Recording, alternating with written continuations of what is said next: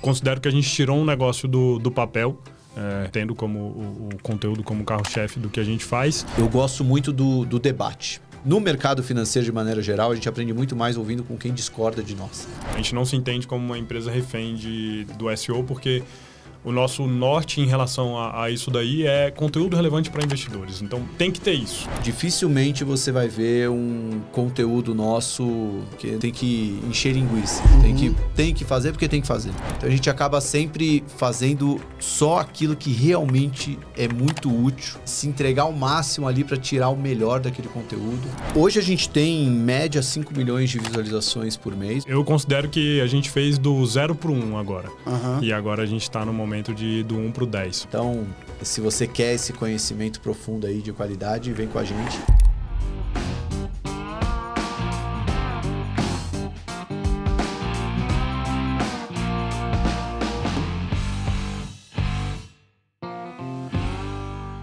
Fala, meus queridos, deixa eu deixar um recado para vocês aqui antes de começar esse episódio. Você que tem interesse em Green Card ou visto americano, a Jumpstart é a melhor solução. Você precisa conhecer porque é a primeira legal tech fundada por brasileiros que usa bastante inteligência artificial, paralegais e advogados americanos para revisar todo o seu processo no mínimo detalhe para garantir a sua aprovação. Se por alguma razão você for rejeitado no processo do visto ou do Green Card, eles têm 100% de reembolso, o que deixa totalmente eles skin in the game para garantir uma melhor application com toda a sua história para que você consiga o seu Green Card ou visto americano. A Jumpstart é nossa parceira, o link está aqui na descrição do episódio e vocês têm que conferir porque eles são demais. Grande abraço. Fala, pessoal, sejam muito bem-vindos. Esse é mais um episódio do Let's Money Podcast, seu podcast favorito para falar dos bastidores da indústria financeira. Aqui a gente dá voz a quem está construindo o ecossistema financeiro no Brasil e no mundo. Eu sou Gabriel Pereira, fundador e host aqui na Let's Money, e hoje o nosso papo vai ser super especial e bem diferente do que você está pensando aí. A gente vai conversar hoje aqui com, vou chamar aqui uma dupla aqui de iguais que também está trabalhando na mídia, está dando voz aqui também a opiniões, a visões de mercado. São pessoas que estão trabalhando aqui diretamente para trazer mais conhecimento, para ajudar com que as pessoas tomem melhores decisões ou mais bem informadas. E o pessoal do Market Makers. Hoje ele já tem mais de 500 mil de inscritos no YouTube, um canal que está voando, está indo super bem. Recomendo a vocês, se ainda não ouviram, para ir lá, para conhecer. Provavelmente vocês já conhecem, mas fica aqui o convite também.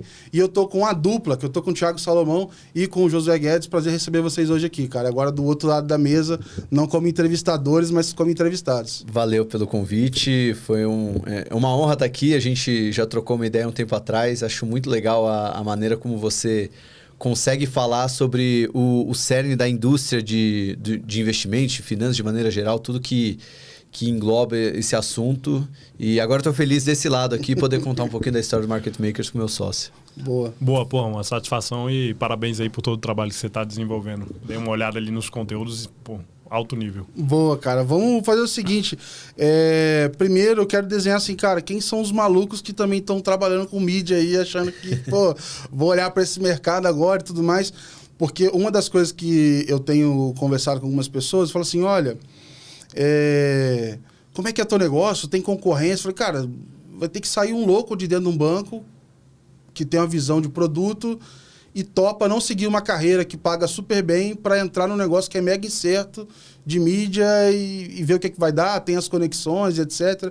E eu tinha muito essa sensação que se eu não fizesse aquilo ali, ninguém mais ia fazer, porque eu tinha aquilo tudo na mão, assim, e tinha um apetite de tomar esse risco. Eu queria saber como é que foi para vocês, assim, a carreira antes de começar ali o Market Makers, mas como é que foi um pouco desse processo também para vocês chegarem e tomar a decisão de empreender com mídia num setor aqui que tem tantas oportunidades que às vezes é difícil escolher quais abordar, né? Você fez essa descrição, eu me identifico totalmente nela, né? Porque eu era sócio da XP, eu tinha um cargo legal, um salário legal, uma profissão legal, um aposto legal, né? Sócio da XP, algo que...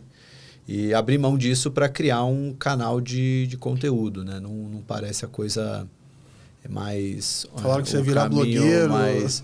e até tinham essa ressalva, né? Hoje não, hoje eu bato no peito. Não, aqui é blogueirinho mesmo, aqui é... Mas o ponto eu trabalhei a vida inteira dentro do mercado financeiro no lado de produção de conteúdo. E quanto mais eu ia para o lado de não produção de conteúdo, mais eu percebia que minha vocação estava ali em produção de conteúdo. É onde eu conseguia me despontar, é onde me motivava a fazer as coisas e é onde eu fazia diferença na vida das pessoas também. As pessoas consumiam o que eu fazia, né? Então foi uma coisa meio natural ali. Eu construí minha expertise, onde eu acho que eu sou bom e onde eu acho que eu não sou bom. E vi ali na produção de conteúdo onde eu poderia fazer uma grande diferença na vida das pessoas e fazer algo bom. Agora, transformar isso em modelo de negócio é algo que a gente foi construindo meio que com o carro andando, né? A gente não tinha um super business plan, não tinha vários benchmarks. Os benchmarks que a gente tinha no meio do caminho, eles foram mudando, a gente também foi mudando. E aí eu destaco um pouco da importância, né, de ter sócios complementares aí no nosso quadro, né? Hoje somos 3 sócios, além da Empíricos, que é a nossa sócia minoritária, né? Mas sou eu, Josué e o Matheus, e cada um tem uma certa complementariedade, né? Eu estou ali muito mais à frente da produção de conteúdo de fato, o Matheus à frente dos investimentos que a gente faz com o fundo do Market Makers, né, as ações que a gente investe e todo esse conteúdo. E o Josué com a cabeça de CEO mesmo, né, que é o que hoje ele é de fato, né, o CEO, o gestor, o cara que consegue de fato ali enxergar vamos dizer, esse trabalho divertido num trabalho lucrativo também. Né? E acho que aí a gente consegue ir se complementando e transformar, de fato, um trabalho que é muito legal, como você deve sentir na pele, pelos feedbacks que recebe, as interações que você tem, o aprendizado que você absorve e compartilha. E além disso tudo, ganhar dinheiro, né? Então, acho que é mais ou menos por aí. Não era nada óbvio no começo, mas está cada vez mais ficando algo interessante e a gente espera que em pouco tempo, em breve, a gente se torne um benchmark para outras pessoas também queiram criar um modelo de negócio. Quer complementar alguma coisa aí, José? Perguntar isso, assim, quando é que foi a sua chegada? Porque tem um lado também e se você já tinha esse envolvimento com a criação de conteúdo também, você já chegou com essa cabeça de, olha, vamos trabalhar aqui como CEO, negócio, como é que foi um pouco isso? Cara, eu sou de Brasília, né? Vim aqui para São Paulo tem 3 anos para me aventurar aí nesse mercado de mídia, construir o Market Maker junto com o Salomão, junto com o Matheus, né? E eu acho que a resposta, do mesmo jeito que construir um podcast para depois tomar a decisão de montar um negócio em torno disso e tal, não é trivial. A minha trajetória também não foi nada normal, assim, não que seja algo esquisito, né? Mas eu não tomei decisões tão óbvias na minha carreira e já empreendi algumas vezes. O Market Makers é um desses negócios que hoje eu acredito que tem potencial para crescer, mas eu acho que não teve nenhuma conta muito exata no começo do negócio que a gente fez. Eu acho que eu estava lá em Brasília, basicamente atuando como um produtor de conteúdo lá, mais dentro de agências e tal, e comecei a me interessar pelo mercado financeiro e descobri o tal do Stock Pickers na época. E aí eu achei aquilo super interessante, não tinha acesso a conteúdo bom, via ali um pouco sobre o mercado de ações, mas não achava que o conteúdo era interessante. Eu achei o conteúdo do Stock Pickers interessante, era uma forma muito boa de aprender sobre o mercado financeiro. E aquilo dali, fui consumidor antes de virar produtor de conteúdo, né? E eu acho que o lado que mais chamou a atenção, e aí é o potencial de mídia que quase todos os negócios têm, quando a gente olha para negócios de mídia, é um braço educacional. Acho que ele se torna quase inevitável quando você fala a respeito de mídia, né?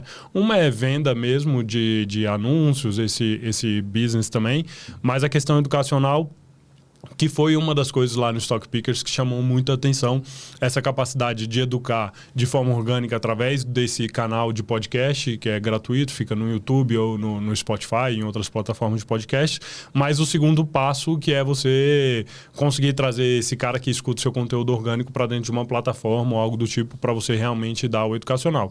Aí a gente viu vários cases no Brasil nos últimos anos que não necessariamente foram construídos por podcasts, mas foram construídos por mídia, né? Tem muitos aí. O principal dentro do mercado financeiro é o Primo, com certeza, que construiu um ecossistema gigantesco e começou com produção de conteúdo, né? Através de um canal de mídia ali no YouTube.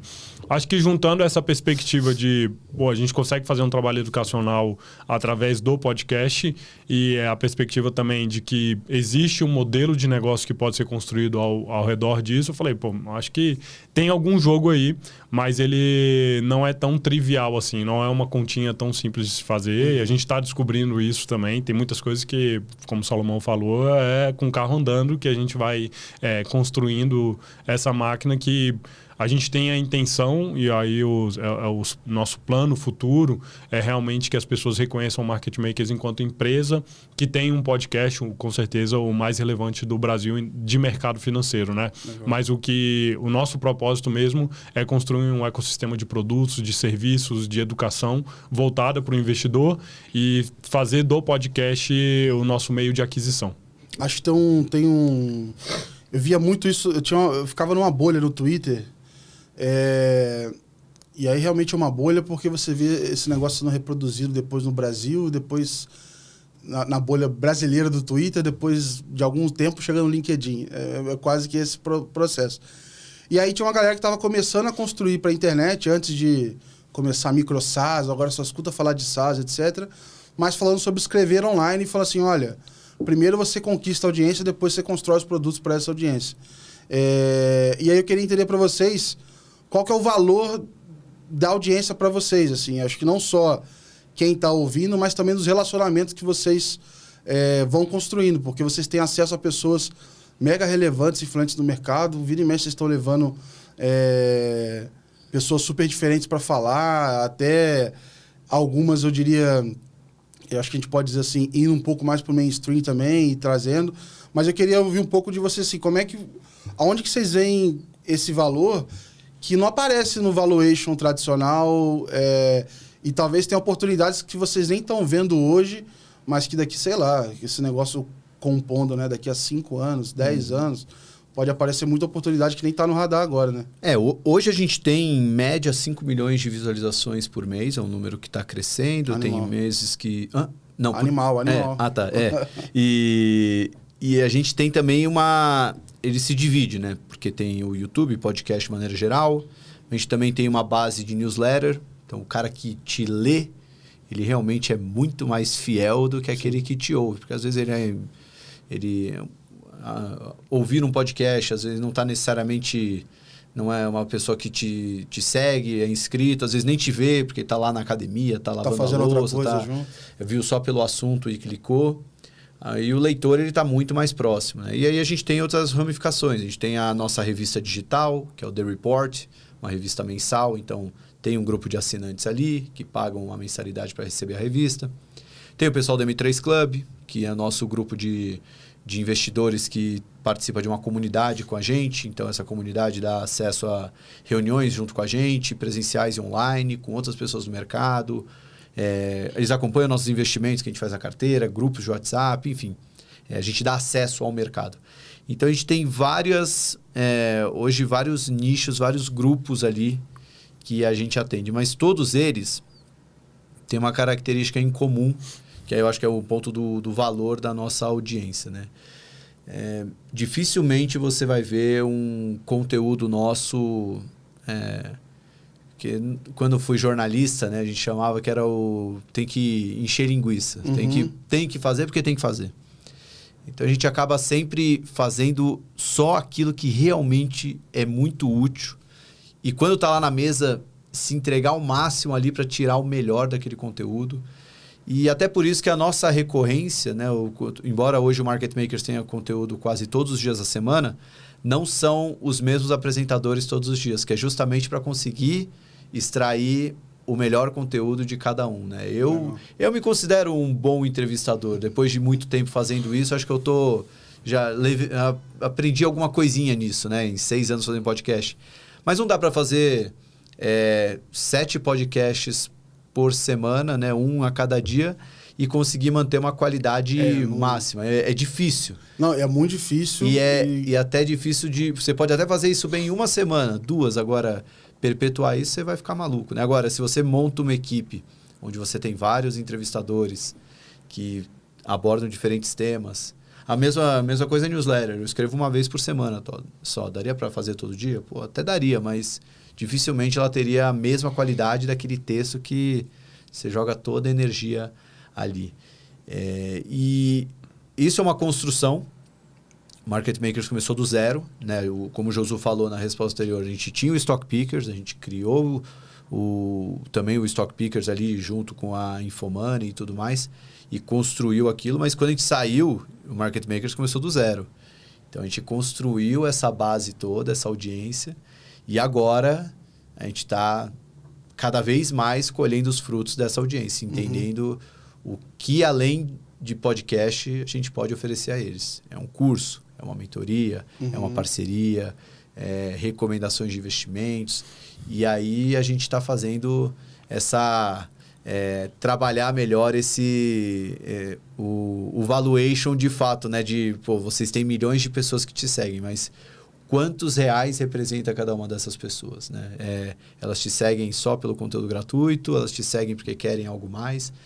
E aí a gente está nessa fase de semear ali a nossa audiência e peneirar para ver o que dá para a gente extrair tanto da audiência e a audiência de nós também, né? O que a gente pode oferecer que eles querem. Hoje, olhando o ecossistema de vocês e tudo mais, como é que eu posso dizer? Olhando de fora, parece relativamente tranquilo, né? Pô, maneiro, já tem um monte de frente, tá rodando e tal, mas eu sei que por dentro, para construir isso daí, vai muito trabalho, bate cabeça, vai para um lado, vai para outro. Eu queria primeiro entender assim, o que muda quando vocês começam o Market Makers, o que vocês estavam fazendo antes, por exemplo, no Stock Pickers. Assim, olha, que a partir de agora somos nós por nós mesmos, eventualmente não tem um branding grande por trás, não tem outras frentes. Se a conta não fechar esse mês... E aí, o que a gente faz? O que mudou nesse período aqui para construir até chegar nesse momento de ter um ecossistema? Assim? Cara, só voltar num aspecto, acho que eu vivi aquela onda, aquela fase de marketing digital ali, Érico Rocha e tal, e acho que uma coisa que ficou muito impregnada na minha cabeça, e hoje olhando em perspectiva, eu mudaria já no começo do Market Makers, e aí também já endereçando isso que você perguntou, essa ideia de construir primeiro uma audiência para depois monetizá-la, eu não penso mais assim. Eu pensava assim. Legal. E eu tentei construir coisas antes do Market Makers com essa cabeça, e hoje eu já não penso mais. Eu acho que hoje eu penso muito mais... beleza, você vai trabalhar, você quer construir uma audiência em torno de alguma mídia. Primeiro, conhecer muito bem a plataforma em que você vai atuar. É bem diferente de você construir uma audiência no Instagram, de você construir uma audiência em podcast, LinkedIn. Cada uma tem a sua peculiaridade, né?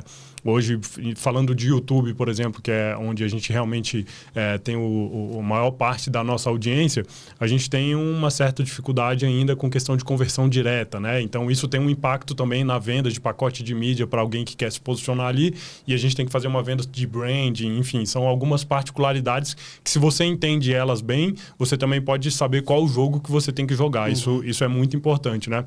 Então, acho que o que a gente, ali no começo do Market Makers, acho que o que deu origem mesmo a essa sensação de que a gente poderia fazer algo próprio, algo nosso, desde lá do Stock Pickers, foi quando a gente viu o potencial educacional de você criar um canal de conteúdo, e aí você utilizar esse canal de conteúdo para você poder impulsionar conteúdos pagos voltados para a educação. Isso daí, com certeza, foi algo que a gente enxergou lá na época no Stock Pickers, e a gente falou, cara, tem um caminho aqui.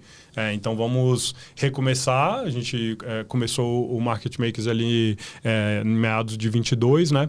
E ali, o nosso primeiro trade, nossa primeira aposta foi retomar o que a gente estava tentando construir lá no Stock Pickers, que na época era um produto de comunidade. Então, a gente validou isso lá no Stock Pickers, mas não tão bem assim. E a gente voltou a apostar naquilo. Então, o Market Makers surgiu ali em junho de 22. Poucos meses depois, a gente estava com uma carteira recomendada de investimentos, tocada pelo Matheus, e a gente tentou colocar a comunidade Market Makers de pé. A gente colocou a comunidade de pé, depois ela morreu, porque foi um produto que fracassou, e a gente transformou ele no M3 Club, que agora é a nova batalha que a gente está.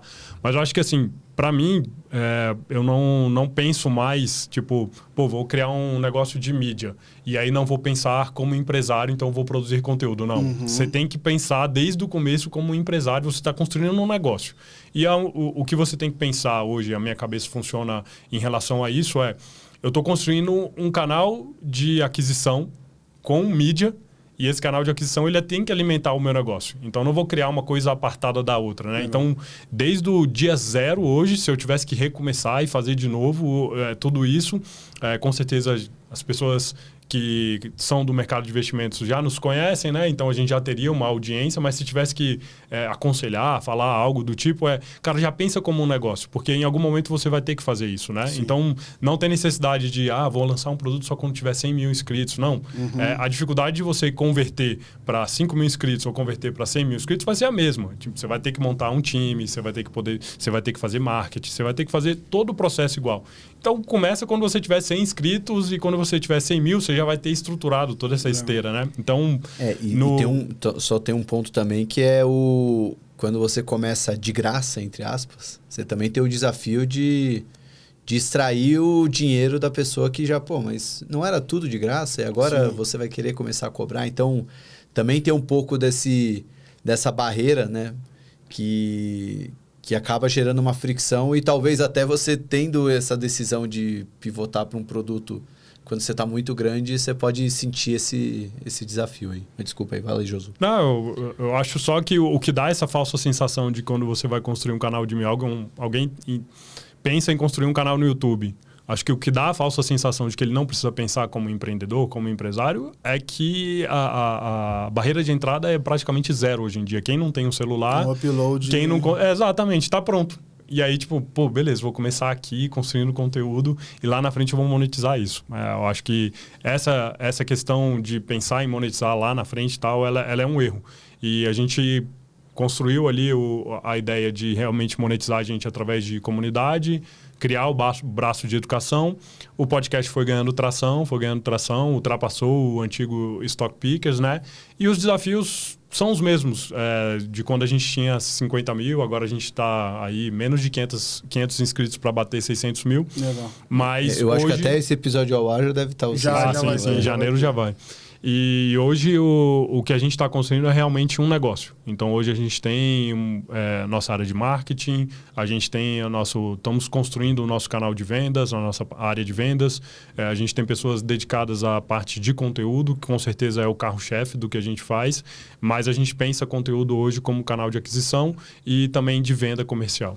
E aí, imagino que em alguns momentos vem aquela ideia brilhante de fazer, esse conteúdo aqui seria muito foda, o pessoal ia adorar, e não necessariamente tá atrelado a um negócio. Como é que vocês lidam com isso ao longo do tempo? Porque acho que essa ideia vem toda hora. Se você deixar aqui, cara, inventa coisa toda hora. E acho, até quando a gente teve uma conversa lá atrás, eu até falei assim, como é bom você ter um CEO ao seu lado ou um sócio que pense com uma cabeça mais de negócio mesmo. E acho que é o meu grande aprendizado com o Josué. A minha cabeça sempre foi motivada por ideias. E geralmente essas ideias vinham muito mais de uma ideia de conteúdo do que uma ideia de negócio.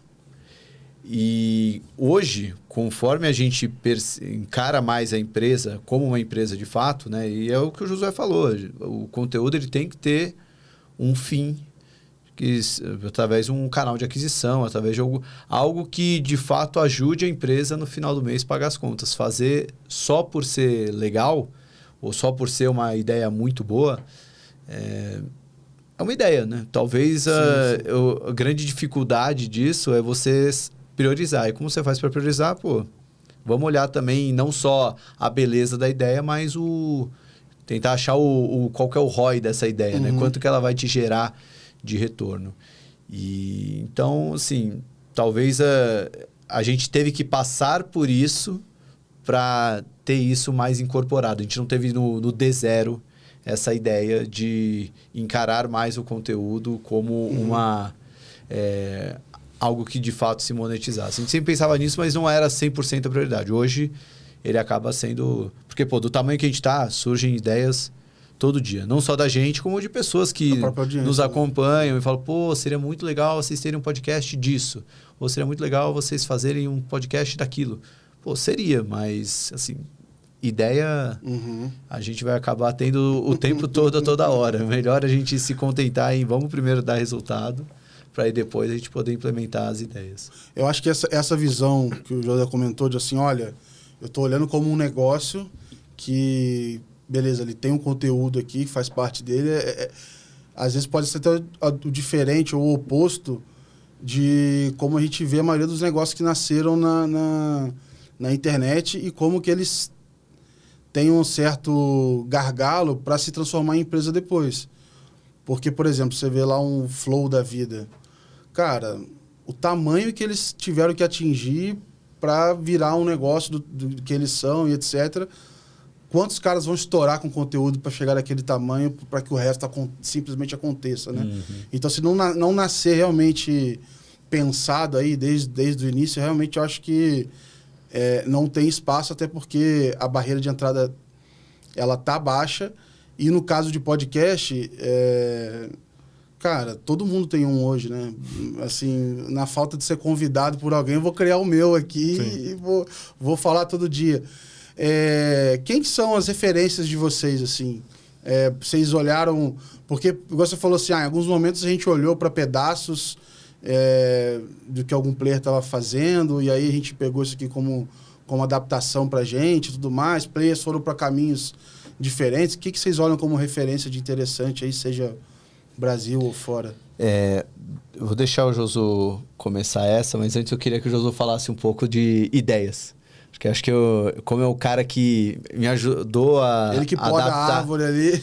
Então, assim, acho que ele tem uma visão legal sobre ideias e o que de fato tem que ser feito. Legal. Eu acho que quando a gente olha para o mercado de podcast específico, acho que assim, não dá para a gente tomar nenhuma decisão olhando os outliers. Então, eu olho o Flow, o Podpah, o número que eles alcançaram e tal, cara, são outliers. Não tome suas decisões baseadas no outliers. A gente estava vindo aqui para cá, a gente até comentei assim, tipo, o que você tem para aprender sobre empreendedorismo com o Mark Zuckerberg? Tipo, nada.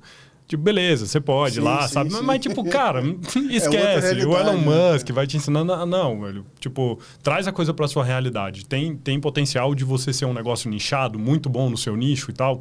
Beleza, desenha isso, como que você tá pensando que você vai monetizar aí. Mas tem pouco espaço para o nascimento... Claro, vai nascer um Flow, um Podpah novo, sempre vai nascer, porque o espaço-tempo permite que isso aconteça, um deles decai, daqui a pouco nasce outro e tal, mas se você é um conteúdo nichado, voltado para o mercado financeiro, voltado para isso, para aquilo, você tem que saber que não dá para atingir o número que eles atingiram, né? Isso é meio óbvio, não é nem uma questão de você... Mas às vezes tem que explicar para os anunciantes, assim, cara, esse é um trabalho que a gente enfrentou esse ano e foi um trabalho forte, e a gente começou a entender como que funciona a cabeça desses caras, né? Acho que foi... Uma coisa é você chegar lá com o número do Flow e do Podpah para negociar com a Antártica, para negociar com algo desse tipo, e o cara já sabe quem é você. Outra coisa é você se provar, você mostrar que você tem valor e tal. Enfim, é um negócio que a gente também está aprendendo a fazer. Acho que em relação a essa questão de ideias, o que vai realmente nortear você podar uma ideia, você colocar uma ideia dentro do negócio é o seu objetivo, como qualquer coisa na vida, né? Tipo, eu até brinco pra galera lá, assim, cara, se precisar de ideia, pede pro ChatGPT. Hoje em dia, tipo assim, se você jogar um prompt ali no ChatGPT, ele vai te dar 50 ideias de alguma coisa para fazer. O valor mesmo tá na execução daquele negócio, e aí o mais importante do que a execução do negócio, não mais importante, mas tão importante quanto, é o resultado que você espera daquela execução, né? Então, hoje, se a gente se comporta, se a gente se entende como um negócio, se chega uma ideia nova, vamos pensar em colocar tal coisa de pé e tal. Não, beleza, a gente tem várias prioridades, a gente tem várias coisas aqui, e esse que é o benefício de você pensar enquanto empresa, mesmo que no começo você não esteja gerando tanto dinheiro, você não esteja gerando tanto caixa. Acho que isso vale que é a questão que a gente volta naquele ponto inicial. Tá muito fácil produzir conteúdo hoje em dia, e é muito fácil você também, digamos, se iludir de que a sua audiência, o número que você vê ali no Instagram ou algo do tipo, pode ser convertido em dinheiro muito fácil. De uma hora para outra você converte. Eu tive uma empresa com meu irmão lá em Brasília, E a gente apanhou muito durante um bom tempo para conseguir descobrir quais eram os verdadeiros canais de aquisição nossos, né? E a gente tentou fazer campanhas com agências e tal. A gente vendia chocolate, aquele inspirado naquele chocolate americano Reese's, com amendoim dentro e tal. E a gente fez campanhas gigantes assim, né, para o nosso tamanho, com influenciadores grandes, e a conversão daquilo foi muito baixa, muito baixa. E aí uma hora a gente decidiu tentar fazer conversão com micro-influenciadores, e a conversão foi muito melhor. Então a gente levou tempo para descobrir. A diferença ali é que, pensando enquanto negócio, a gente teve que usar o canal de outra pessoa para poder fazer a aquisição para o nosso. E quando você está construindo um próprio canal ou algo do tipo, se você já pensar que você é o canal de aquisição do negócio que você está construindo, fica muito mais fácil de você podar ideias, de você deixar algumas coisas de lado, né? Mas acho que é legal o que você está falando. Esse canal pode ser um dos canais, né? Um dos canais, você não pode, você precisa depender dele totalmente para sempre ali. Sim. Né? E só esse lance do ideias, o ChatGPT me dá, isso aconteceu mesmo de fato. Veio um cara lá da nossa equipe e falou: Josu, tive uma ideia. Aí o Josué falou: Aí ele jogou lá no ChatGPT assim, pediu 50 ideias, falou: é uma dessas? Aí, então, obrigado, mas já tá aqui na lista de ideias. E ultimamente eu tenho usado muito o Claude, cara, e para pesquisa e etc, até para preparar pauta e coisas assim. Cara, é absurdo. Assim. É absurdo. Aí você fala assim, cara, eu tenho um relatório com a qualidade de analista aqui, e teve alguns que eu fui conferindo, porque na primeira vez você fica meio descrente, né? Essas fontes aqui devem ter inventado tudo. Cara, eu fui conferindo e tá ficando absurdo, assim, a qualidade. Então, eu a ainda que diferencia, né? Eu ainda uso como auxiliar. Eu não confio cegamente. Eu uso muito o ChatGPT, principalmente. Mas eu já vou falando exatamente o que eu espero daquela pessoa, o que eu sei dela, e aí ele me ajuda muito, tanto na construção da pauta pré-gravação, quanto até no que fazer para divulgar o episódio em si, numa postagem no LinkedIn, no Twitter. Legal. Mas assim, eu ainda uso como um auxiliar, assim, eu não... ao invés de eu abrir 80 abas, Sim. Eu tô começando por lá primeiro. Assim. Às vezes eu faço igual na época de faculdade, falo assim, olha, me fala 10 conceitos que eu não posso deixar de saber sobre esse assunto aqui, 10 últimas notícias relevantes sobre esse, e eu quero mais 10 possíveis, sei lá, perguntas que tenham a ver com isso. É só para abrir a conversa ali e começar, e aí de fato, ir caçando. Óbvio que eu ainda tenho alguns cagoetes de... cara, eu preciso procurar no Google notícias filtrado por uma data específica com as palavras-chave para eu garantir que não passou ali no meu filtro, mas assim, mudou absurdamente. Desde quando a gente começou, a gente está com 8 pessoas na equipe agora. O volume que a gente faz de podcast, de postagem, atendendo o cliente, etc. Cara, se não tivesse inteligência artificial, a gente não ia conseguir fazer com 8 aqui, mas nem... Porque muita gente acha que o podcast é só a conversa. Não. E aí todo o trabalho é para você postar, para você colocar... mas a legenda, vai com a legenda de um jeito, aí no YouTube vai de um jeito, no LinkedIn vai de outro. Você não pode entregar de mais, mas nem de menos, não pode ficar genérico. Enfim, tem muito trabalho envolvido ali que eu acho que o pessoal esquece e fica só com o momento que está aqui, que é a conversa, que é a parte mais legal do programa, né, Sim. cara? Mas você tinha perguntado dos benchmarks, né? Exato. Você tem referências nacionais ou de fora? Quem que inspira vocês aí? Cara, de podcast, quando a gente pensa em conteúdo, são referências nacionais mesmo. Acho que começou essa onda, na verdade, começou lá com o Joe Rogan, né? Que invadiu o Brasil. O Flow também nunca escondeu que foi a grande inspiração deles, né? Até a cortina, tudo. Os caras colocaram ali. O Podpah nasceu dentro do Flow e depois virou um canal. E aí a gente começou a ver essa geração de podcasts em todos os cantos, né? Em todos os lugares, poucos realmente se destacam, né?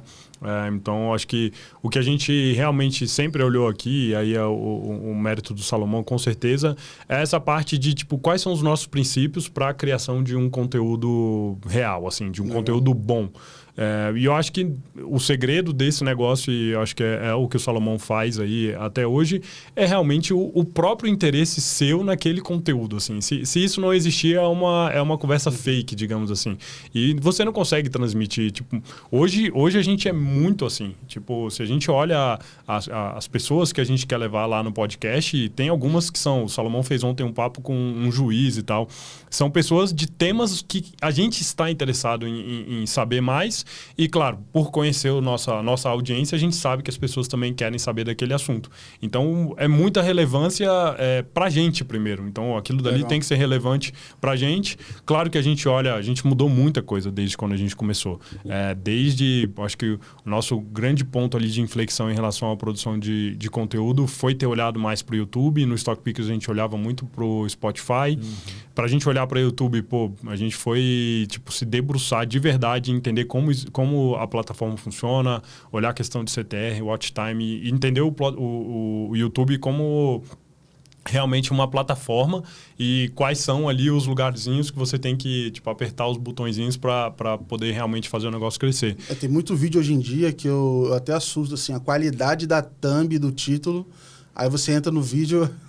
Não acompanha. Não acompanha. Mas de tanto que leva-se ao muito extremo. IA, tem muito. Mas aí você impacta muito o watch time, né? Que o cara clica achando uma coisa e sai do vídeo, né? Não, às vezes, às vezes eu acabo até ficando, porque eu vejo que, por exemplo, eu vi notícias, mas eu quero ver alguém comentando a notícia. E aí eu vou lá e fico caçando alguma coisa nesse sentido. Mas o meu YouTube hoje, basicamente, é muita coisa de ao vivo. Então, todo momento que eu entro tem alguma coisa que está rolando ali ao vivo.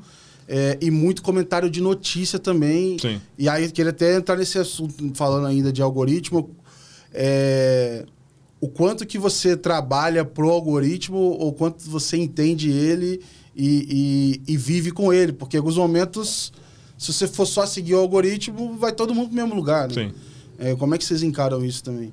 Só complementando, na parte de conteúdo, o benchmark nosso foi o que a gente já vinha construindo lá desde o Stock Pickers, olhando, claro, para os pares e olhando a concorrência. Então, a gente olhava o Primo Cash, a gente olhava os sócios podcasts, a gente ainda olha até hoje o Fernando Urich, foi um cara que deu uma força para a gente lá no começo também, para entender YouTube, né?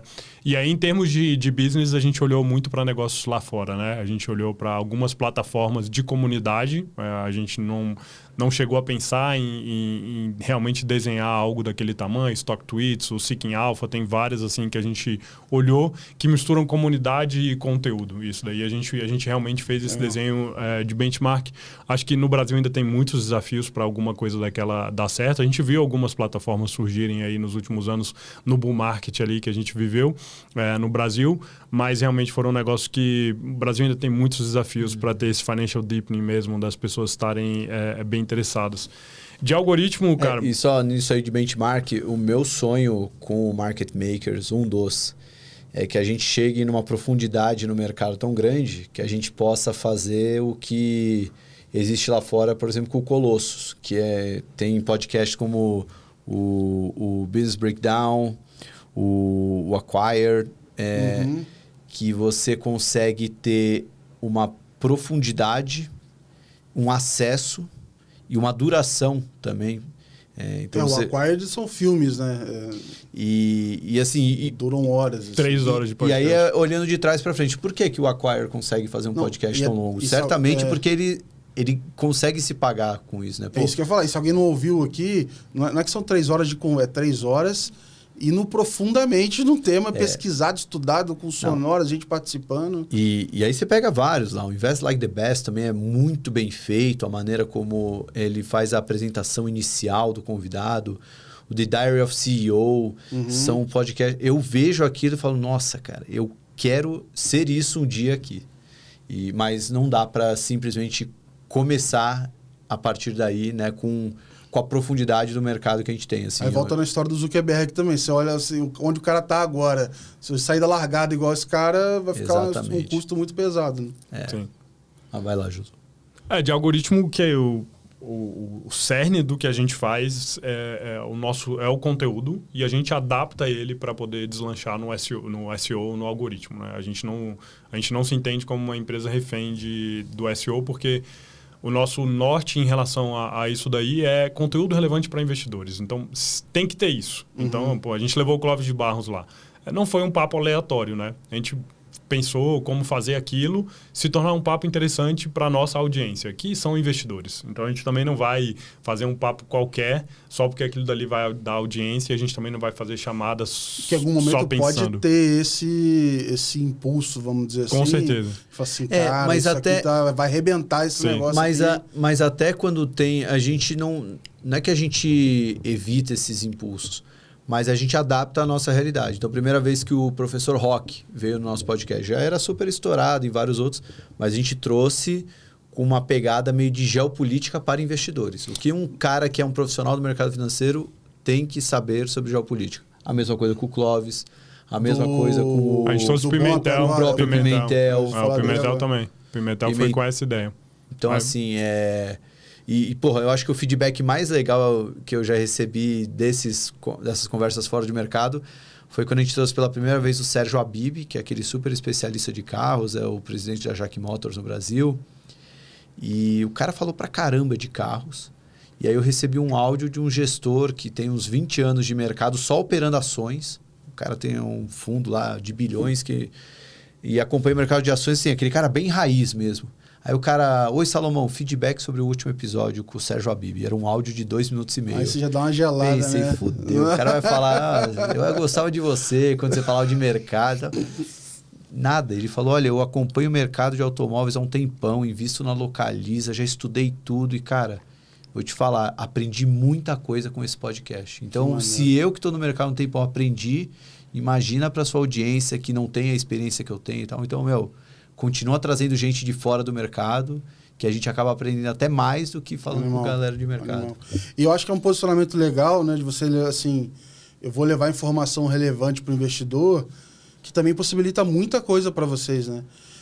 Do lado oposto, tem alguma coisa que vocês pensam assim, cara, o que vocês não levariam, assim? Vocês têm alguma coisa em mente? Que igual, desde que a gente mudou para Let's Money, eu consigo trazer praticamente qualquer coisa, e aí a gente até explorou pouco ainda conteúdos mais diferentes, porque no final do dia a gente quer ajudar com que os profissionais construam produtos financeiros melhores. Acho que essa que é a nossa missão. Tem alguma coisa na cabeça de vocês? Fala assim, olha, isso aqui seria um no-go, saiu demais, para onde que isso poderia ir, assim? Cara, eu nunca parei para pensar nisso. Não. Mas eu acho que a linha de corte ali, a nossa navalha, vai ser isso daqui, vai agregar para o investidor. Acho que isso aí é o que norteia o que a gente faz, né? Tipo, já pensamos em fazer algumas coisas que acabaram não indo tão para frente, porque, sei lá, chamar jogadores de futebol para ir lá no podcast, falar sobre a carteira deles e tal. No Stock Picker o Salomão até chegou a levar. Mas não é um conteúdo que agrega tanto. Dando um exemplo assim, bem simples, né? Pô, chamar um cara famoso, estourado, de mídia e tal, para falar sobre finanças e investimentos. Não, é um conteúdo muito mais de entretenimento do que um conteúdo realmente que agregue para a vida do investidor. É interessante, vai dar visibilidade, com certeza. Não diria que a gente nunca vai fazer, nem nada disso. Mas só pensando assim, tipo, que realmente a nossa missão hoje, que a gente 30 investidores contra um gestor. Dá para fazer isso daí voltado para cripto, né, velho? Tipo, 30 value investors contra um Bitcoin, né? Isso daí ficaria legal. E eu acho que esse exemplo dos jogadores de futebol é que, assim, a gente tem que ser muito criterioso na... Não dá para chamar um jogador de futebol. Tem que chamar o fulano de tal, que é um baita investidor e, por coincidência, joga futebol. Então, assim, até tenho aqui, a gente tem contato com alguns deles, né? Eu já levei até em mais de um podcast, participou, já foi como espectador, que é o Lucas Leiva. Jogou pelo Grêmio, no Liverpool, na Lazio, Seleção Brasileira. Hoje ele é aposentado. Mas é um cara, assim... Mas é um nível muito acima. É um cara que já me mandou foto, assim... Cara, eu tô lendo aqui Investidor Inteligente, do Benjamin Graham, e não entendi esse trecho aqui. O que ele quis dizer aqui? Então, assim... Tem um monte de gente no mercado que não leu o Investidor Inteligente. Um cara que é um baita estudioso do assunto, que, por coincidência, também jogou futebol, né? Então, tem que ser muito criterioso. Agora, respondendo, tem um ponto aí também que eu gosto muito do debate. E a gente aprende muito, no mercado financeiro de maneira geral, a gente aprende muito mais ouvindo com quem discorda de nós. Então, por exemplo, uma das melhores teses de investimento do Market Makers foi a Vulcabras. E eu lembro muito bem do dia que a gente foi almoçar com um gestor de mais de 30 anos de experiência no mercado. E quando a gente falou que era investidor de Vulcabras, o cara cagou na nossa cabeça, né? Falou, isso aí é para ficar short nesse papel, negócio não sei o que lá, e blá, blá, blá. E a gente foi refutando ele, o Matheus principalmente. E foi muito bom aquilo, até para validar se a gente de fato... o cara tem muito tempo de mercado, firme, né? E a gente viu que, cara, faz sentido a gente ter Vulcabras. E é até bom ter gente que pensa assim que nem ele, porque mostra que não é aquela empresa que é consensual, todo mundo está comprando. Se todo mundo está comprando, você não vai ter para quem vender, né? Então, esse negócio dificilmente vai subir. Então, trouxe esse exemplo até para falar de, muita gente no mercado, torce o nariz para quem é de esquerda ou para quem fala coisas que vão na contramão de ideias liberais.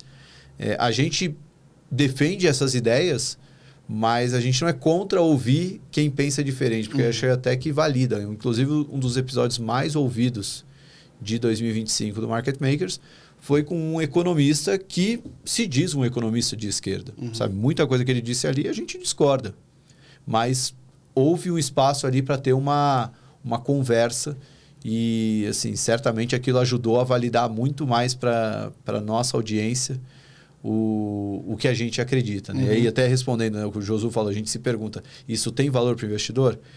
Num primeiro pensamento, você diria, cara, não tem valor ouvir um cara de esquerda falando de economia. Bom, por outro lado, eu acho que tem valor até para validar o que a gente enxerga de economia, né? Para ver o contraponto, para ver como o nosso lado faz sentido. Aí eu tenho um viés, porque eu acho que faz mais sentido do que a gente acredita. Não, e é tão raro ter esse espaço para essa conversa saudável também. Então, se tem um ambiente que está tendo isso, por que não consumir para tirar suas próprias conclusões? Ali? E o fato do episódio ter sido um dos mais vistos do ano mostra que as pessoas também querem ouvir o diferente, né? Então, é só para não simplesmente responder, nunca pensei no que... mas a gente já se testou em algumas ocasiões. Legal. Eu queria voltar para a parte de produtos, para entender com vocês como é que também é um pouco desse desafio da construção desses produtos. Você já deu exemplo, olha, esse aqui foi um produto que falhou, agora a gente está fazendo de outro jeito. É um pessoal que já nos ouve, mas quando você pede alguma coisa em troca, pede para pagar, tem uma reação diferente. Queria ouvir um pouco de vocês desse desafio aí, porque é algo que a gente também vai passar por aqui em algum momento e a gente olha para essa jornada aí para pegar esses aprendizados aqui para a gente também. Beleza. Acho que o primeiro produto que a gente pensou foi realmente a comunidade, né? Acho que a comunidade estava muito dada ali pra gente, que era uma coisa que a gente já estava fazendo no Stock Pickers e a gente replicou aquela experiência tentando melhorar e tal. E aí nasceu a comunidade Market Makers. Ela falhou porque a gente pensava o produto igual a gente pensa o podcast. E mais ou menos assim, eu gosto de consumir isso, então vamos produzir uma comunidade com o conteúdo que eu gosto de consumir. E resumindo a história aqui, a gente descobriu que ninguém meio que gostava daquilo que a gente gostava na parte da comunidade. Na parte do podcast é um validador do que a gente faz, a gente gostar. Na parte do produto já é um pouco diferente, né? Você tem que entender o que o seu cliente quer, né? Você não tem essa opção igual na produção do conteúdo. E aí a gente descobriu que as pessoas não consumiam aquilo que a gente produzia na comunidade. A gente fez... a gente acabou com o que era a comunidade Market Makers e criou o M3 Club, que aí é uma comunidade muito mais de acesso, de networking, que era o que as pessoas demonstravam que queriam. Então a gente colocou esse primeiro produto de pé e a gente trabalhou durante um bom tempo no lançamento dele através de lançamentos recorrentes, assim. E hoje a gente parou de fazer isso também. Eu acho que também é meio que uma ideia de quem vem muito do marketing digital, de fazer construção de produtos dessa forma.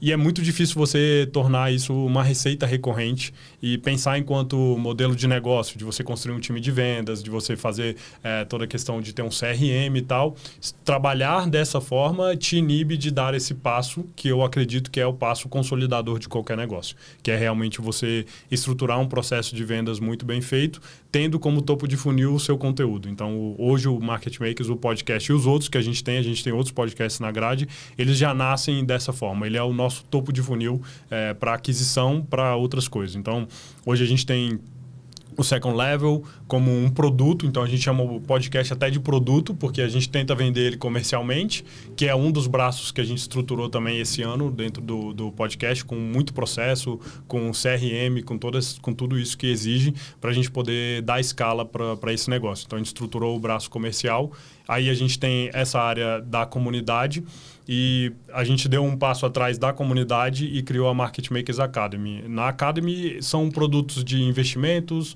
a gente tem também algumas outras iniciativas de mentorias, a gente está criando um ecossistema que a gente acredita que a gente vai conseguir conectar com os conteúdos que a gente faz no podcast. Então, se vem um investidor que entende tudo de value investing, a gente tem que ter um produto na prateleira de value investing para poder oferecer para esse cara, dado que é uma mídia gratuita. Então, como que a gente traz esse cara assistir um conteúdo de value investing no nosso podcast, ele vem para ter um webinário, um conteúdo gratuito, depois ele vai evoluindo nessa escala até chegar ao M3 Club e depois a gente já está na construção de outros produtos. Então, o que a gente faz hoje é pensar o podcast como meio de aquisição, e a partir disso a gente ir criando esses funis de conversão. Então, o que a gente está estruturando mesmo atualmente no Market Makers é isso.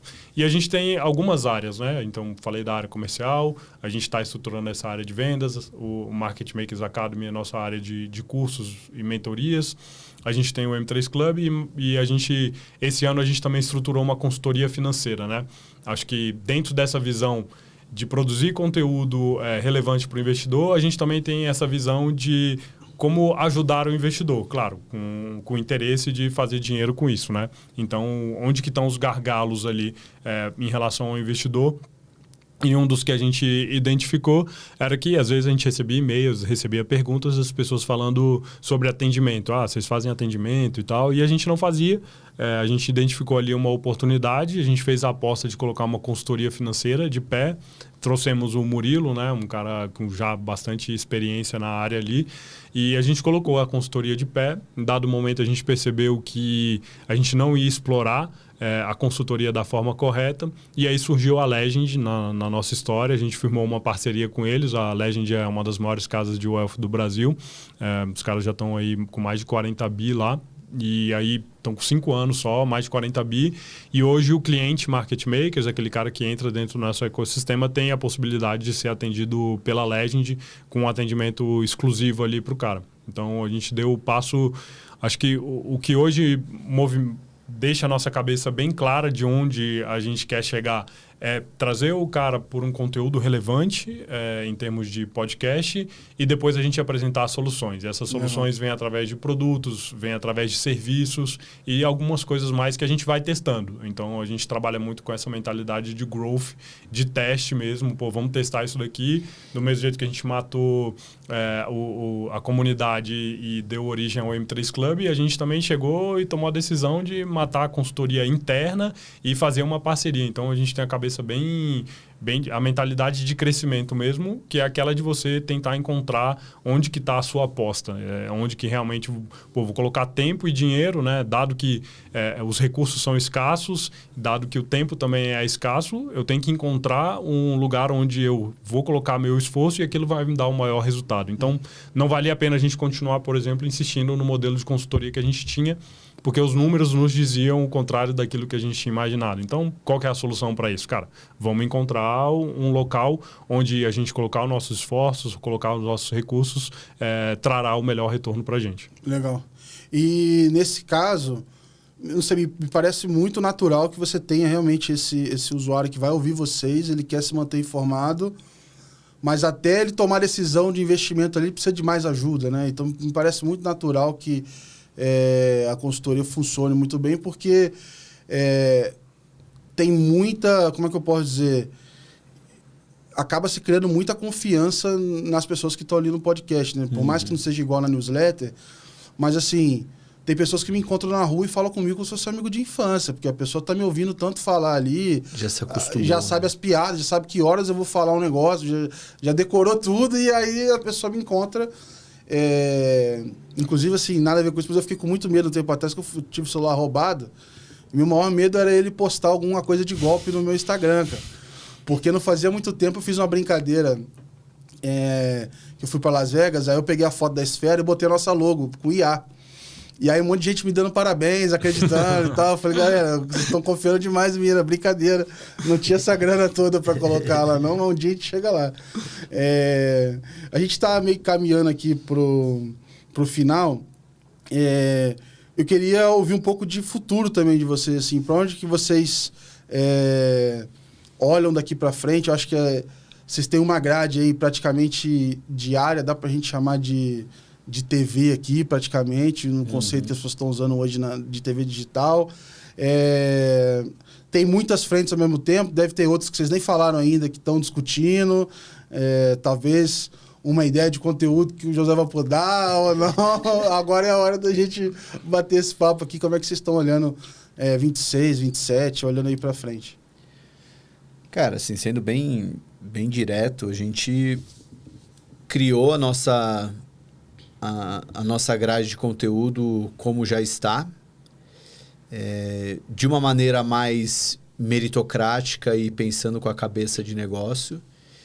E então, certamente, o ano de 2026, a gente já tem um evento muito importante para o mercado, que naturalmente vai exigir esforços nossos, tanto de produção de conteúdo quanto de investimentos, né? O Matheus ali na frente da carteira. A gente espera fazer uma cobertura disso espetacular, usando tudo que a gente já aprimorou nesses últimos anos. Isso assim, do lado de conteúdo. Do lado de negócio, tem um monte de iniciativa que a gente termina 2025 com um monte de coisa. A área comercial foi super bem, mas a gente quer crescer mais. A parceria com a Legend já começa a ter frutos, mas a gente quer expandir isso ainda mais. O Market Makers Academy está apenas começando a nossa prateleira de cursos, a gente quer crescer isso ainda mais. Então, a gente já tem várias iniciativas que estão num processo inicial e a gente quer fazer esse projeto crescer. E da maneira como... Assim, se a gente conseguir crescer mantendo esse mesmo patamar de equipe, ou então apenas ter que aumentar a equipe para suprir esse crescimento muito acelerado, aí vai ser o melhor cenário. Então, assim, 2026, de uma maneira bem simples, é quase como continuar tudo que a gente já começou a implementar em 25, né? E continuar isso em 26. E na frente de conteúdo, putz, não tem que inventar muita história, não. A gente já tem uma parte que vai... e assim, aí não é... Eu acredito que a gente já se coloca num patamar onde as pessoas vão esperar da gente um posicionamento ou informação ou debates, ou eles já vão ver em nós uma referência para ter as melhores informações, para estar conectado ao mundo a política impactando o mundo dos investimentos. Então, a gente já tem uma responsabilidade bem grande para 26. Sim. Você fala bastante até em outros programas que você... eu tenho a cara de pau, vou lá e chamo as pessoas e tal. Dado já o histórico que vocês têm, vamos dizer assim, vocês têm excelentes condições de conseguir trazer pessoas aí. Nossa meta é trazer os presenciáveis, os assessores econômicos presenciáveis, trazer quem realmente tem relevância ali, os empresários que representam porque, assim, esses caras querem falar com a Faria Lima, vamos dizer assim. Né? E a gente quer que eles enxerguem o Market Makers como o lugar para eles falarem com a Faria Lima. Então... Animal, cara. Animal, muito sucesso aí. Mas acho que o Josu, é por aí essa linha de 26? Pô, com certeza. Acho que eu considero que a gente fez do 0 para o 1 agora. E agora a gente está no momento do 1 para o 10. Acho que isso exige novas habilidades, novos skills, novas pessoas mais capacitadas, mais preparadas. Eu acho que o básico a gente fez, considero que a gente tirou um negócio do papel. realmente tendo como o conteúdo como carro-chefe do que a gente faz. E agora a gente está numa fase esse ano a gente estruturou muita coisa que a gente não tinha. E ano que vem, realmente, colocar gasolina ali no motor para a gente rampar o que a gente já tem, com certeza testar algumas coisas, mas fazer as apostas dentro daquilo que a gente já está vendo que está dando frutos, né? Então, não tem muitas... Tem algumas novidades, com certeza. Acho que até na grade de conteúdo a gente vai ter novidade também do que a gente está querendo fazer. Mas em termos de negócio, é amadurecimento. Acho que a gente chegou nessa fase de realmente... faz sentido a gente rampar o M3 Club. Então, como que a gente está fazendo isso? A gente já está se dedicando para isso. E muitas vezes a solução é testar novos canais de aquisição. A solução é ter um time de vendas mais competente. São essas mudanças, assim. Mas em termos estruturais mesmo, o que a gente está acreditando e o que a gente está apostando já está dado. A gente acredita que pode ser um ano transformador para a gente e para o país também. Aí, dado as escolhas políticas que vão ter. E, para o bem e para o mal, a gente tem um negócio muito betado, né? A gente vai muito bem quando a bolsa vai bem e a gente também não vai tão bem quando a bolsa não vai bem. Apesar da bolsa estar rompendo, não tem ninguém comprado, né? Eu acho que é um dos bull markets mais tristes da história, né? Porque não está ninguém comprado nesse negócio. A gente não sentiu o impacto disso na vontade das pessoas de entenderem mais mercado de ações e bolsa, como a gente viu em 19 e 20 ali, que aquilo ali foi um absurdo, né? Os filhotes do bull market ali, todo mundo achou que ia virar Warren Buffett e tal. E isso fez até algumas decisões erradas que a gente tomou, porque a gente viveu aquilo dentro do Stock Pickers, e aí, era todo mundo querendo virar analista de ações. Foi um negócio, eu lembro da Expert de 2019. Se aquilo voltar a acontecer, com certeza a gente vai estar posicionado para colher os frutos disso. Legal, legal.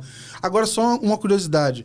O pessoal procura vocês para ter ajuda ou montar alguma coisa de podcast de empresa também? Porque o que eu mais vejo aqui é que no B2B tá todo mundo realmente tentando se posicionar também. O marketing B2B, ele é meio boring e aí eles tentam, talvez, através de podcast ou outros formatos, tentar criar essa relação. O pessoal procura vocês para isso também? Tem essa dúvida, o pessoal, enfim, manda uma mensagem para saber mais e tal? Cara, eu acho que nos últimos 3 meses eu fiz umas 4 reuniões sobre isso. De realmente pessoas que estão interessadas em entrar para esse mundo, de gente que também quer entrar até na própria grade do Market Makers ali. Legal, cara. E já estamos tendo alguns papos em relação a isso. Mas é aquele lance, né? De colocar um Colossus de pé. Temos muita vontade de fazer isso daí. Mas a gente coloca a questão financeira como muito importante nessa equação. Assim, a gente não está para brincar de podcast, de ficar fazendo um montão de podcast. A gente não é essa a nossa cabeça. Então, para dar exemplo de uma parceria que a gente fez esse ano, a gente colocou um podcast chamado Second Level de pé, né? Em parceria com o Samuel Ponsoni. Foi aí um dos grandes analistas de fundos do Brasil, né? Trabalhou muitos anos ali dentro da XP. E ele tem uma advisor, né? A Outliers Advisor. É muito claro a sinergia entre as duas coisas, de você ter um podcast em que ele fala com gestores, atrai a audiência que está interessada, que aí são assessores, consultores, gestores, futuros gestores, pessoas que querem, e ele usa o podcast, o conteúdo, para poder divulgar a Outliers Advisory, o serviço que faz.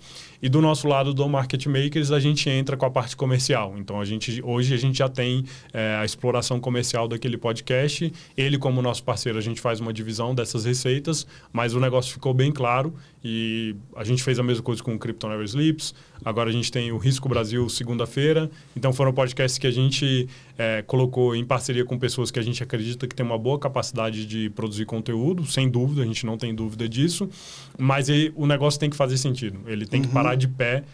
Então, a gente não coloca hoje isso podcast... Tem que dar uma chacoalhada na pessoa também ali, né? Porque a pessoa, às vezes, vem achando que vai demandar X de esforço. Porra, é trabalho, velho. E na prática, o buraco é um pouco mais embaixo. Tele Santana chamava isso de o cachorro de porta de açougue. Que você não pode trazer o cachorro barrigudo, que já tá barrigudo, né? E nem aquele cachorro faminto, que se cair o frango ele não vai ter força para correr. Tem que ser o cachorro de porta de açougue, que tá no porte ideal, mas tá com fome. Exato, então, tem que ter porque fome. O cara tem que ter fome. A gente tem fome, a gente quer fazer isso crescer e não dá para trazer alguém que que não esteja com essa mesma fome, porque vai trabalhar. Tem trabalho. A mesa aqui é a parte mais tranquila, assim, reforçando aí para é terapêutico, todo né? mundo. Tanto é que hoje a principal oferta que a gente tem quando eu olho para a parte da agência, hoje a gente está produzindo para outras empresas, mas assim, é o cara que já começou a fazer o podcast e aí ele se enrolou. Esse é o cara que eu vendo muito fácil para ele, que eu falo assim, olha, eu vou fazer de ponta a ponta, você só vem e conversa. Ele, é isso? Não, então eu quero. Porque, eu não quero me preocupar com a identidade visual, com o corte, com isso, com aquilo, etc. Tem uns que gostariam que eu até fizesse a parte de produção, de convidar as pessoas. Não, aí eu já não consigo. Aí tem que vir da sua rede de relacionamento. Sim. Mas aparece isso. Mas eu vejo muito nas empresas, cara. Então, todos os eventos que a gente vai são aquários para tudo que é lado, etc. Mas ainda continua sendo uma boa forma de atrair pessoas e trabalhar o próprio comercial. Eu acho que diferente aqui do nosso pro de vocês, dependendo do player, não necessariamente ele seria uma pessoa possível de ser entrevistada. Não sei, dependendo de quem é o patrocinador. No nosso caso aqui, quase que todo mundo pode. Então, meio que... os nossos patrocinadores passaram por aqui em algum momento. Então, meio que o nosso comercial hoje ele está funcionando via o próprio podcast. Assim. Ainda a gente não chegou no 0 para 1, porque tem muita coisa ainda para ser resolvida ali e tudo mais. Mas acontece tudo muito orgânico. E é esse poder do podcast, cara, que aí volta lá atrás, no começo da nossa conversa, é que o valor dessa rede de relacionamento eu não consigo calcular. Assim. Eu sei que vale muito. Eu vejo... cara, até outro dia eu trabalhava dentro do Itaú, não conhecia ninguém no mercado, não tinha a menor ideia o que é um Bank as a Service, como é que faz isso, eu quero subir uma operação do zero, para quem que eu ligo. Hoje já está muito mais fácil. Então, graças ao caminho do podcast, assim, sabe? Mas aí aí entra um pouco da importância do Josué aqui no Market Makers, né? Eu acabo tendo esse ponto de conexão com muita gente. E pelo fato de eu fazer o podcast, embora seja a parte mais fácil estar aqui na mesa, mas exige preparação, exige... no dia que você vai gravar um podcast, não dá para você ter saído no dia anterior, fazer alguma coisa. Tem que ver a voz. Questão da voz. Não vai marcar uma reunião 1 hora antes do podcast, né? Porque vai que você sai estressado da reunião. Justo. Você tem... Assim, é um monte de coisa que, se você for parar para pensar, a sua carga horária semanal diminui por causa do podcast. Talvez não diminua, assim, vai para 0 horas fora do podcast, mas diminui numa quantidade que você não consegue ser tão eficiente para outras coisas. E ter alguém que... você tem que acordar e dormir pensando, não, aqui vai ter gravação e tal. Então, isso minimamente vai te preocupar. Mas ter alguém que acorda e dormindo pensando na lojinha de maneira geral... hoje mesmo, a gente estava vindo para cá, estava falando de um patrocinador que fechou com a gente. E foi um cara que veio através de mim. A gente já se conhecia, legal, conversou. Mas assim, eu não participei nada da conversa. Eu mandei lá o Josué, junto com a equipe comercial, foi lá, desenhou com o cara e já fechou nosso... Esse é meu sonho. Então, assim, mas isso é... Porque você falou, qual que é o valor da minha audiência? É difícil você ter noção, mas eu sei que ele não é perpétuo. Então, às vezes a gente gera um lead, mas fica ali pingando, chega uma hora a bola para de pingar, né? Então, é ter alguém ali que não deixa a bola pingar, isso aí ajuda muito a... E alguém que, tá com mais fome do que eu, tem que fazer isso aí acontecer. Você ainda participa de alguns episódios também? Participo. Bastante. Mas quando eu vim para São Paulo, não tinha a menor pretensão de virar podcaster, assim, né? É que antes, quando ele não participava, eu falava, não, você vai participar sim, cara. Pelo amor de Deus, não me deixa sozinho. Não tinha essa ideia. Ontem mesmo a gente foi gravar, ele me avisou 5 minutos antes da gravação, não vou, tá? Mas aí hoje eu já trabalho assim, vou fazer sozinho, talvez o Josué participe. Legal. Então, que sempre agrega, né? Sempre é muito bom ter duas pessoas, porque acaba tendo uma conversa mais fluida, assim, né? Sim. Tanto como entrevistado ou entrevistador. Então, Dá pra dar uma respirada. mas hoje já tem como justificar, assim. Se ele fala que não vai, é porque realmente ele vai fazer alguma coisa importante ali. Boa. Mas gosto de participar. Tem alguns que também são interessantes. Essa coisa do Salomão de se interessar pelo convidado e tal. Tiveram... O Pimentel a gente ficou quase 5 meses para conseguir trazer, assim. E, pô, quem não é fã do Tropa de Elite e quem não gosta de ver o Pimentel falar, né? Então, para mim, ali foi, tipo, pô, ficar na bancada vendo o Pimentel falar. E o papo continuou depois. Eu acho que a gente ficaria umas 5 horas lá falando com o Pimentel, assim, tranquilamente. E tem outros caras aí que são Clóvis, bem né? interessantes o Clóvis de Barros Filho foi o único episódio que nós 3 participamos, né? Porque todo mundo queria estar na bancada. Todo mundo. Com o filósofo. Acho que foram 3 perguntas. E a gente só fez 3 perguntas. Hoje vocês têm... não sei se pessoas, mas... Óbvio, né? Tem a questão da campanha eleitoral, mas... áreas que vocês querem trazer para conversar mais com os investidores que vão nessa linha de ser fora da caixa ali, ou fora do esperado do line-up de vocês, assim? Hoje o que tem acontecido, na verdade, é quase como a gente está abrindo alguns reinos, né? O reino dos empreendedores, do pessoal que fala de carros e tal. E ali a gente vai descobrindo pessoas que podem vir a ser bons entrevistados. E tem também as pessoas que são mega importantes e têm nos procurado para falar, eu vi que se eu quero passar um recado, eu tenho que passar com vocês, então me ofereço para falar com vocês. Aí já... Então, assim, é um jogo... Hoje, felizmente, essa nossa parte o trabalho do produtor, de ficar fazendo agenda, hoje o trabalho dele é organizar tanta gente que tem aí para falar. Legal. Mas, as assessorias entendem vocês? A gente apoia um pouco, porque vinham as sugestões muito sem pé nem cabeça, não entendi o que a gente fazia direito. Felizmente, a gente tem usado pouco a assessoria de imprensa, porque... até por isso, porque às vezes eles acham meu e-mail não sei aonde e mandam várias sugestões. Mas às vezes é um pedido que o próprio cara fez, assim... Eu só não vou revelar o nome porque ainda não gravei, né? Mas até esse episódio ao ar já vai ter ido um grande empresário que pediu para a assessora dele, falou, vai procurar o pessoal do Market Makers porque eu quero estar mais em evidência, ele é super low profile.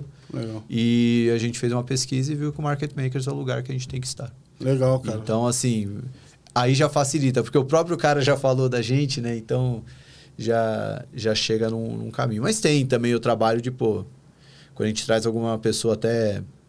né, muito famosa, né? E às vezes a pessoa não conhece a gente, tudo bem, mas a gente faz lá um 30 segundinhos. O fato da gente ter hoje uma audiência grande já faz... O cara talvez nem lembre o nosso nome, mas vê, tem mais de 5 milhões Mas tem audiência e tem o lastro de outras pessoas interessantes que vocês já levaram, total, né? Isso tem um impacto grande. A gente aqui... Cara, já trouxe... Tem mais de 20 episódios que o pessoal do Banco Central Exato. veio. Não, você tem... Aí quando eu falo isso com o cara, ele dá uma desarmada. Eu falo, beleza, o Banco Central foi lá falar e tal. Aí ele dá uma desarmada. Esse, para mim, é o seu melhor argumento, assim. Até o ponto que você tem que explorar mesmo, assim. Onde que o Banco Central, tantas pessoas do Banco Central já apareceram? Nem no valor econômico tem o setorista de Banco Central... Sim. Aparece tanta gente, assim. E quando vai meio amarradinho, no podcast, vocês podem falar um pouquinho mais. Aí é uma oportunidade. Teve uma vez também que teve um cara que ele falou um negócio aqui no episódio. Cara, deu 2 dias, ligaram para ele lá em Brasília, para ele se explicar lá no Banco Central. Falei, tá vendo? Estão ouvindo aí, cara. Cuidado com o que você vai falar. No final deu tudo certo. Acho que foi até positivo ali, mas foi um sustinho ali. Enfim, nesse episódio. Eu queria, enfim, dar parabéns aí para vocês, porque, cara, sensacional a trajetória, como é que vocês estão montando esse ecossistema. Trabalhando com isso também, eu vejo como é que é duro, difícil, assim... para que lado que monta o time? Tenho certeza que agora que você fala assim, não, a gente foi de 0 para 1, mas, assim, qual que é o 1? Tem infinitos uns aí cada um é de um jeito, cada área é de um jeito e tal. Então, cara, animal aí a forma que vocês estão... tocando, ia deixar o espaço aberto aí, se vocês quiserem mandar um recado para a audiência, tem muita gente aí de banco e fintech, certamente muito que acompanha vocês, deixar aberto aí para vocês deixarem a mensagem final. Bom, a única mensagem que eu poderia passar é siga lá o Market Makers, M-Makers Oficial, a gente tem nossas redes sociais, eu tenho o meu Instagram, o Salomoney, ou no LinkedIn, o Thiago Salomão, E a gente faz conversas super profundas, não só sobre investimentos, mas conversas inteligentes, como eu gosto de falar, que a gente sempre traz alguém que tem muito conhecimento e pelo nosso interesse genuíno de abordar o máximo que a pessoa tem para nos dar, a gente acaba tentando extrair o máximo possível não só para o mundo dos investimentos. Então, se você quer esse conhecimento profundo aí de qualidade, vem com a gente. E óbvio, se você já é investidor, vem conhecer o Market Makers Academy, o M3 Club, que é um produto que a gente gosta pra caramba e todo mundo que entra lá, quem entra não quer sair porque vê que realmente tem um acesso ao mercado. Bom, se você é um empresário, trabalha numa fintech, tem um negócio aí dentro do mercado e você está querendo fazer uma aquisição de leads qualificados, aí pode entrar em contato@mmakers.com.br, ou a gente vai estar ali à disposição para tirar suas dúvidas sobre como se tornar um parceiro do Market Makers em termos de patrocínio, como que a gente pode apresentar os nossos produtos para você. Tem bastante oportunidade. Esse ano a gente fechou com mais de 20 empresas no Market Makers, estruturando essa área esse ano mesmo. A gente renovou o nosso primeiro contrato já para 26 com a Cafeinarme lá, que é do Super Coffee. Legal. Tem outros projetos aí. A gente fechou uma parceria grande com a Binance ano passado e esse ano que vem com certeza vai ser bem maior. Então acho que é uma oportunidade para quem está procurando fugir ali de anúncio no YouTube, no Facebook, no Instagram, que o lead está caro. A gente sabe que o lead está caro. A gente pode fazer uma construção de branding atrelada a isso, a um lead bem qualificado. Boa, pessoal, excelente de novo. Cara, parabéns pela trajetória, obrigado por terem vindo aí, o papo foi excelente. Eu tenho um monte de perguntas aqui, como eu falei, hoje ia ser meio egoísta, que eu fazia perguntas para mim aqui, mas eu tenho certeza que a audiência curtiu pra caramba. Então, pessoal, fique nosso recado final que vocês sabem, follow the money. Entre no nosso portal, letsmoney.com.br, lá tem uma matéria deste episódio aqui que a gente acabou de gravar e também de todos os outros que a gente faz. Então, se não deu para acompanhar algum, você consegue ali se manter atualizado, tem notícias do que está acontecendo no Brasil e no mundo, e também os especialistas de mercado, são os colunistas que trabalham no nosso portal. Então, vocês podem entrar lá, acessar e assinar a nossa newsletter e se manter bem informado. A gente se vê no próximo episódio. Obrigado pelo nos acompanharem e a gente se fala. Valeu, tchau, tchau.